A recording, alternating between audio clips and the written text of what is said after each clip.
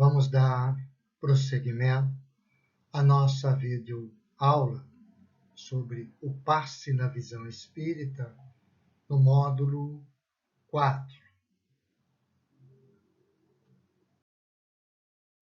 Neste módulo, nós vamos ver o duplo etérico e áureo. Nós já analisamos o magnetismo mineral, o magnetismo animal e o magnetismo espiritual. Nós já também analisamos a questão do perispírito, a sua constituição. Vimos também as propriedades que são inerentes a todos os espíritos, as propriedades do perispírito. E analisamos os centros de forças que estão no perispírito, ligados aos plexos, quando estamos encarnados ao nosso corpo físico. O duplo etérico, dentro da ciência espírita, ainda requer pesquisas, ainda requer uma análise em profundidade, no sentido de buscar o entendimento da função específica e aonde se atinge essa questão. O que nós conhecemos é que o duplo etérico é um campo energético situado entre o perispírito e o corpo fisiológico. Ele vai depender dos eflúvios vitais do perispírito para a sua formação. Ou seja, é um campo energético que está ligado ao corpo físico, né? E faz amparo ao perispírito. Na formação do corpo, é o perispírito que dá as energias à sua formação. São emanações neuropsíquicas ou ectoplasma que pertencem a um campo fisiológico, que pertence aos espíritos encarnados. Vão assegurar o equilíbrio entre a alma e o corpo físico. Nós vamos encontrar alguns detalhes nas obras de André Luiz, na série do Mundo Espiritual, onde vem se comentando a respeito do duplo etérico. No livro Nos Domínios da Mediunidade, psicografia de Francisco Cândido Xavier, nós temos um trabalho mediúnico onde o médium Castro estava ali a ser desdobrado. Então, nos diz André Luiz, com auxílio do supervisor, o médium foi convenientemente exteriorizado, ou seja, o médium foi convenientemente exteriorizado. A princípio, seu perispírito ou corpo astral estava revestido com os eflúvios vitais que asseguram o equilíbrio entre a alma e o corpo de carne. Então, o médium foi exteriorizado, houve um desdobramento do médium, o seu perispírito se deslocou do seu corpo físico e eles perceberam que existia eflúvios vitais que mantinham o equilíbrio entre o corpo e a alma. Aí André Luiz complementa, conhecidos aqueles em seu conjunto como sendo o duplo etérico. Então o médium foi desdobrado e levou com ele um fluxo, um eflúvio de energia que não pertencia ao perispírito, mas sim ao corpo físico. O que acontece é que eles tiveram que, de uma certa forma, voltar o perispírito do médium ao corpo para que esses eflúvios duplo etérico, essa fonte de energia, permanecesse no corpo físico para depois ter o desdobramento do médium e prosseguir com a reunião onde eles estavam em estudo. Continua André Luiz nos domínios da mediunidade. Formado, quer dizer, o duplo etérico, formado por emanações neuropsíquicas, nossa, que pertencem ao campo fisiológico e que, por isso mesmo, não consegue maior afastamento da organização terrestre. Então, os eflúvios energéticos estão ligados ao nosso corpo físico, que dão em contato ao perispírito, destinado-se à desintegração tanto quanto ocorre ao instrumento carnal por ocasião da morte renovadora. Ou seja, o ser desencarna, o perispírito se desloca, é cortado os laços, mas o duplo etérico permanece no corpo físico e vai se desintegrando conforme desintegra o corpo físico. Nós temos muitos estudiosos da doutrina espírita trazendo outras funções, trazendo outros mecanismos de como o duplo etérico atua. Eu trouxe um caso especificamente para nós analisarmos a forma com que esses pesquisadores estão buscando o entendimento das funções, por assim dizer, do duplo etérico. Nós vamos falar de Dr. Jorge Andréa, esse centenário que esteve conosco, psiquiatra, análise profunda do ser humano e análise e pesquisa da doutrina espírita.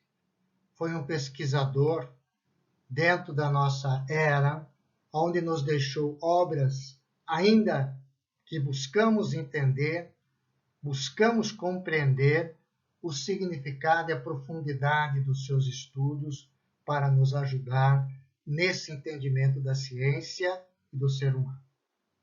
E nesta obra, Forças Sexuais da Alma, nós vamos encontrar uma passagem onde ele coloca o que poderia ser uma das funções do duplo etérico. Ele nos diz assim: não poderíamos deixar de aventar as possibilidades da existência de um campo energético apropriado entre o perispírito e o corpo físico, o duplo etérico. Seria uma zona vibratória ocupando posição de destaque em face dos fenômenos conhecidos de materialização. Aqui ele já traz uma ideia, ou seja, talvez o duplo etérico possa ter uma função de destaque na materialização. De que forma? Ajudando a produção do ectoplasma, né, materializado, para de tal forma que a espiritualidade pudesse utilizar na questão da materialização. Mas ele continua. Acreditamos que o campo energético dessa zona, em suas expansões, com a do perispírito, se entrelace nas radiações do corpo físico e forneça excelente material na formulação dos fenômenos psicocinéticos e outros, tantos dessa esfera parapsicológica. Ele acredita, não existe aqui uma comprovação, por isso que eu disse que tem muitos pesquisadores trazendo aquilo que eles acham, que acreditam nas suas pesquisas. Então, não é conclusivo. Então, ele acredita que esse campo energético dessa zona, o duplo etérico, quando na expansão com o perispírito, quando na formatação, ou seja, na combinação com o perispírito, se entrelaça em radiações do campo físico, né? Esse é um excelente material de fenômeno de psicocinético, ou seja, fenômenos onde o ser consegue, por si só, mover matéria, mover coisas, mover, entortar talheres. Então, seria um fenômeno psicocinético, seria um fenômeno anímico, um fenômeno onde aquela força pudesse movimentar um ato material. Então, ele acreditava que, acreditando-se que esta força do pretérito, em combinação com as forças do perispírito, pudesse exercer, né, uma ação de movimentação psicocinética, e outros da esfera parapsicológica. Mas ele complementa aqui uma coisa que está dentro do nosso estudo, que é o passe da visão espírita. Com isso, poderíamos explicar muitas das curas que os chamados passes magnéticos podem propiciar em autênticas transfusões de energias, expansões da aura humana. Então, ele acredita que esta função, né, que vem buscar do duplo etérico, em conjunto com a espiritualidade, busca e entende que muitas curas são realizadas por causa dessa transfusão de passe magnético que é através da força do duplo etérico. Então, o que nós estamos trazendo aqui são estudos de possibilidade. Por isso que eu coloquei que nós vamos trazer é um campo ainda a ser pesquisado das suas funções, aonde vamos encontrar nesta parte da ciência espírita. Allan Kardec deixou para nós de que o homem encarnado é constituído de um perispírito e de um espírito. Mas, através de outras informações da ciência espírita, nós vamos perceber que nós temos um outro campo energético que é chamado duplo etérico. Então, nós temos o espírito, nós temos o que reveste o espírito, este campo, que é o perispírito, e nós temos o corpo físico, e através de um revestimento, que é o duplo etérico. Esse conjunto vai nos dar o espírito encarnado, que é através do espírito, do perispírito, do duplo etérico e, efetivamente, do corpo.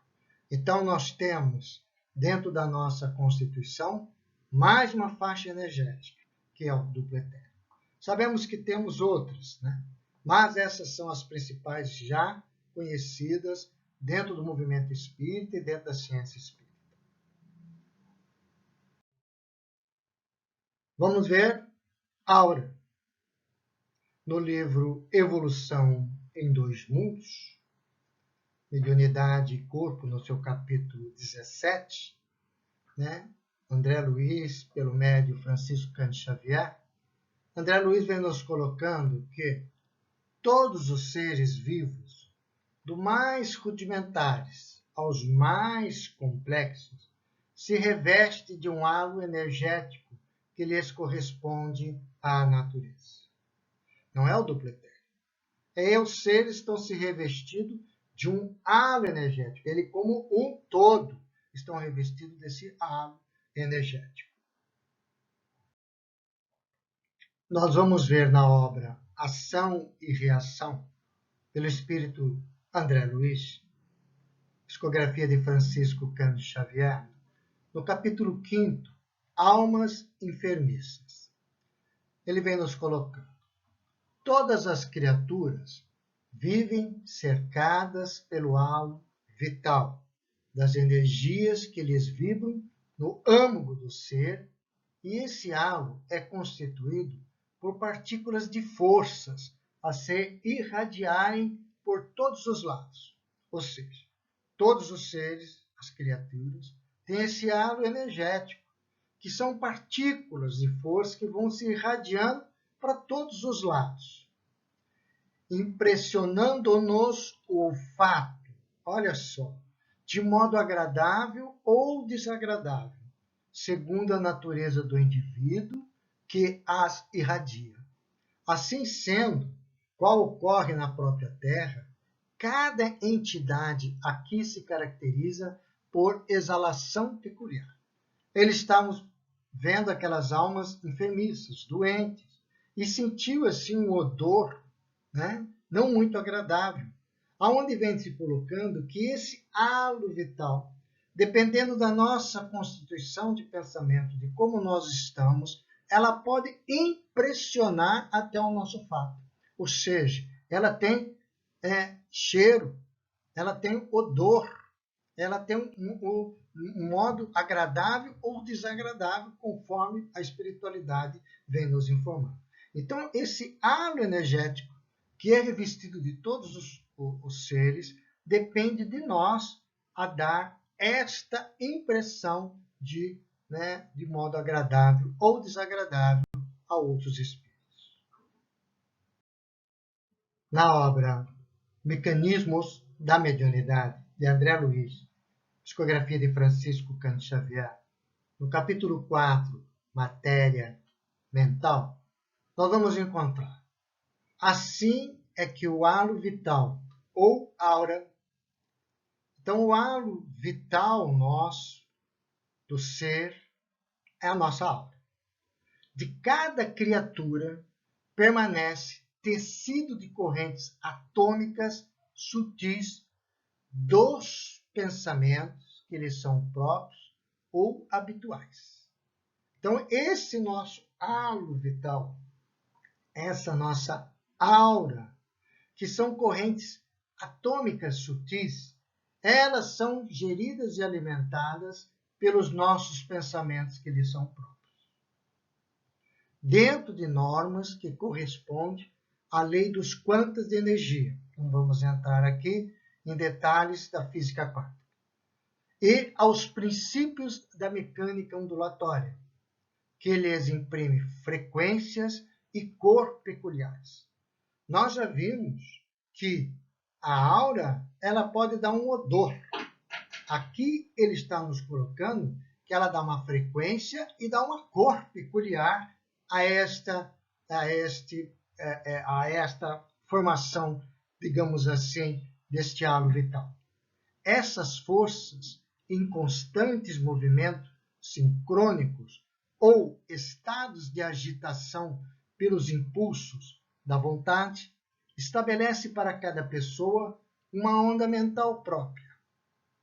Então, nós temos a nossa vontade, nós temos o nosso tipo de pensamento, nós temos o nosso tipo de envolvimento do nosso dia a dia, nós estamos ali envolvidos nas nossas orações, ou estamos envolvidos nos nossos pensamentos mais de vibratórios mais baixos, mas nós temos um padrão.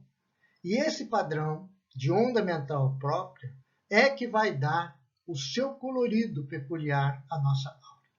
É o que vai dar frequência.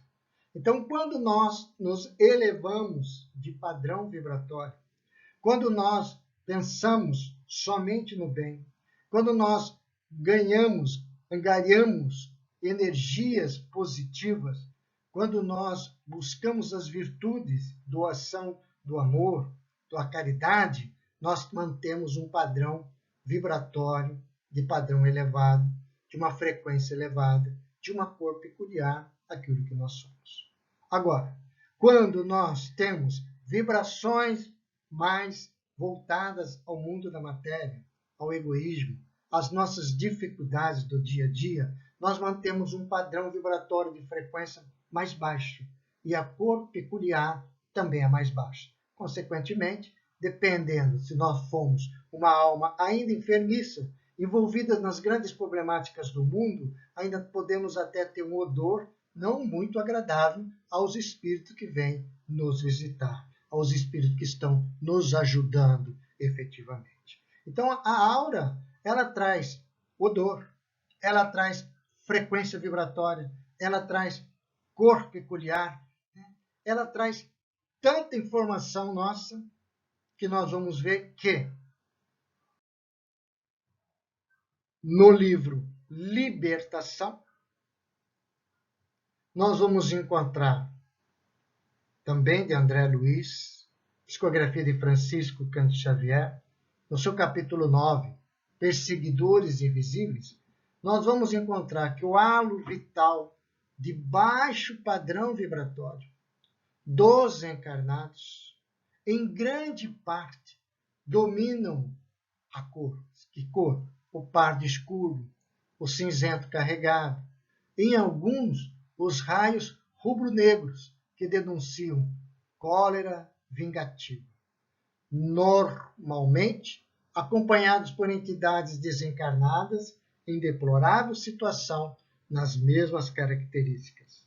Então, quando nós temos um padrão vibratório, ainda de cólera, de ódio, de rancor, nós baixamos o nosso padrão vibratório, a nossa cor passa a ser mais escura, conforme André Luiz vem nos dizendo. Então, o halo vital de baixo padrão vibratório traz uma cor mais escura, um cinzento, uns raios rubros. Aqui para demonstrar efetivamente a cor que nós trazemos na nossa aura, porque depende de nós, depende de como nós estamos vivendo o nosso dia a dia.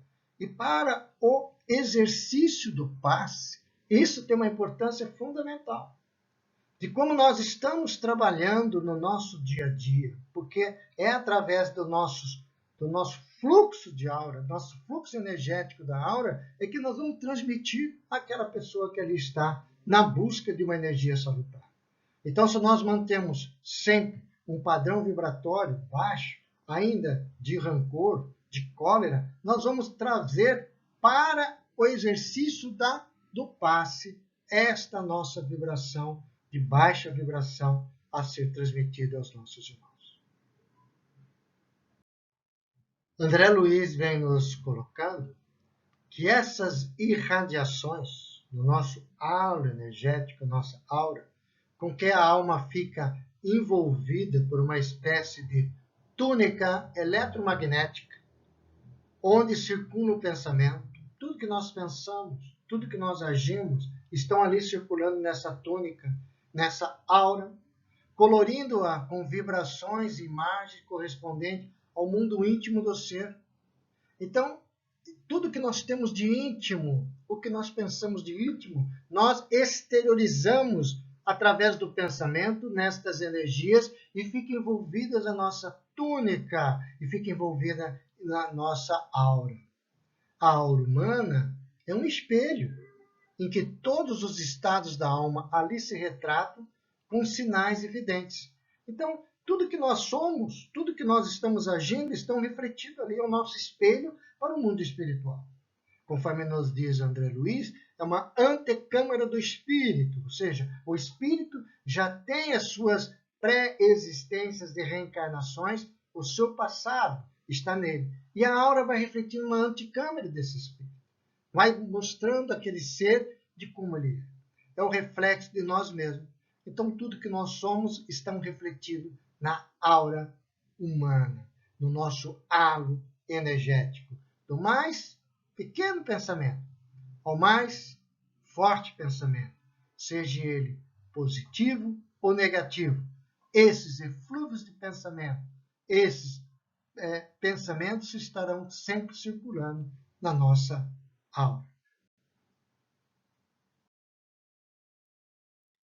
Trouxemos aqui uma imagem, um desenho, para ilustrar como a espiritualidade nos vê, dentro daquilo que nós já estudamos. E nós vamos ver que os centros de forças estão alinhados, mas isso é uma questão didática só que nós colocamos, didática. Nós vamos ver que o nosso corpo ele é formado de várias formas energéticas, de vários pontos de energias que se interligam um com o outro. Temos os 7 principais centros de forças interligados, quando encarnado, aos plexos.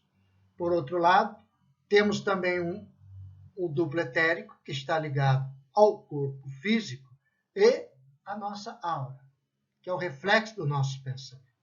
É tudo que nós fazemos estão refletidos neste halo energético.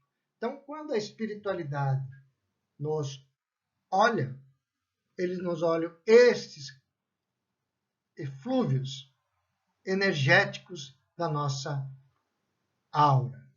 Ou olham algum centro de força em desalinho, ou vejam que nós estamos com alguma problemática fisiológica através destes centros de forças. Então, a questão do passe, a questão da fluidoterapia espírita, dessa transfusão de energia, vai trazer para o ser toda uma reposição energética dentro deste conjunto de centros de força que vão se direcionar a todos os escaninhos do corpo perispiritual e do corpo físico, mudando, às vezes, até a forma do ser de pensar. Consequentemente, muda a forma da aura, o tamanho, o acolorido, o odor. Nós temos que entender que pensamentos e sentimentos gera uma espécie de campo elétrico indutivo, pelo qual atraímos vibrações e entidades que se situam no mesmo campo energético. Então, quando nós estamos vibrando determinado tipo de pensamento, nós estamos atraindo entidades que se situam naquele mesmo campo energético, ou seja, de desencarnados. No estado de ociosidade, nós acumulamos cargas mentais sem direcionamento adequado. Então, o ser, quando pensa em determinado assunto, ou fixação, ou discussões, ou conversações, seja ela em qualquer nível, vai estar atraindo ou se interligando com seres encarnados, que pensam igual, queiram conversar, ou com seres desencarnados. Aí nós temos uma figura para nos retratar. Nós estamos aqui neste quadro, a ociosidade, não está pensando em quase nada. Então os pensamentos externos quase não se penetram, uma aura aqui, né, desta forma. Mas por outro lado nós temos um pensamento ativo, que está pensando no amor ao próximo, ou no amor da sua vida, ou que está pensando numa forma de uma estrela. Então estão atraindo, quando nós exercemos essa vontade, ou exercemos esse trabalho, nós atraímos pensamentos idênticos para o nosso campo energético, para o nosso halo energético. E se penetra nele, se penetra em nós, através do nosso pensamento, desta forma. Vamos trazer agora um artigo de Allan Kardec, uma parte do artigo, publicado na Revista Espírita de maio de 1867, chamado Atmosfera Espiritual. Vem nos dizendo Allan Kardec: se considerarmos agora que os pensamentos atraem pensamentos da mesma natureza e que os fluidos atraem fluidos similares, compreendemos que cada indivíduo traz consigo um cortejo de espíritos que lhes são simpáticos, bons ou maus, e que assim o ar será saturado de fluidos correspondentes aos pensamentos predominantes. É aquilo que Allan Kardec vem nos trazendo, principalmente no livro A Gênese, no capítulo 14, Fluidos. Ele traz ali a fotografia do pensamento. Ele traz ali o nosso pensamento como uma forma de atração, uma forma de evolução. O Mestre Jesus já nos tinha chamado a atenção, há mais de 2000 anos atrás, do pensamento. E é o que pensa, é o que é. Se pensas, ele diz, peca. Ou seja, o ser é aquele que pensa, não aquele que realiza, ou que se demonstra a realidade para o mundo exterior. Mas sim aquele que está pensando, no que está pensando, é a sua natureza íntima. Então, cada indivíduo traz consigo um cortejo de espíritos. Olha só que Kardec nos coloca, que eles são simpáticos, bons ou maus, dependendo de nós, de como nós estamos pensando. E continua Kardec: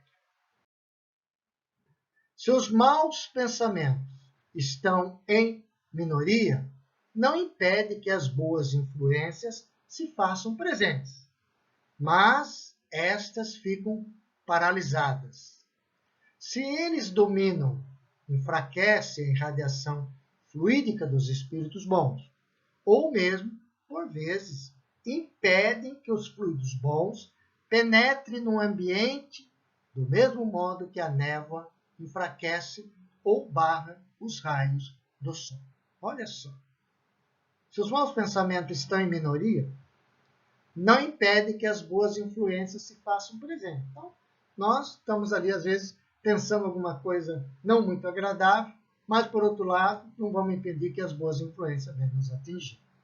Mas vão ficando paralisadas, dependendo de como nós estamos pensando, na minoria.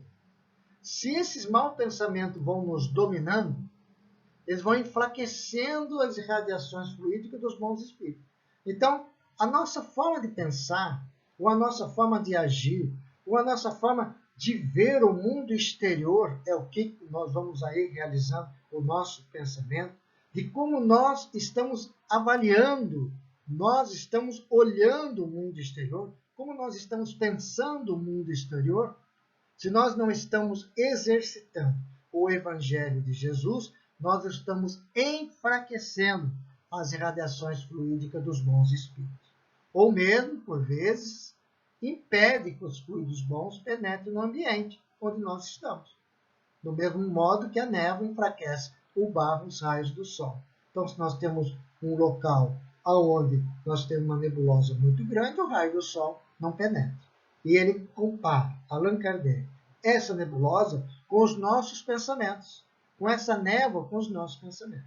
Se nós temos uma constância de pensamento, olhando e avaliando o outro, determinados pontos, nós teremos sempre uma névoa na nossa aura. E a nossa aura passa a ser impenetrável pelos bons fluidos, pelos bons pensamentos dos espíritos para conosco.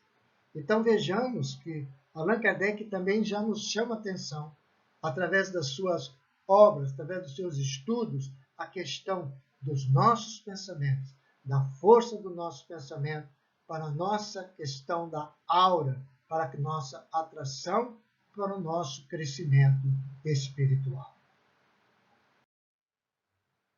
E assim, chegamos a mais neste quarto módulo do passe na visão espírita, onde aqui hoje analisamos o duplo etérico e a questão da aura. Trouxemos alguns dados para estimular o estudioso a se aprofundar no estudo, a buscar as obras citadas e outras, principalmente dentro da codificação, essa questão da aura, esta questão do pensamento. São importantes para o exercício desta tarefa que é o passe na visão espírita, que é a fluidoterapia, que é a transmissão destas energias, porque vamos estar transmitindo tudo aquilo que nós pensamos e aquilo que nós somos. Muita paz e que Deus possa nos envolver agora sim.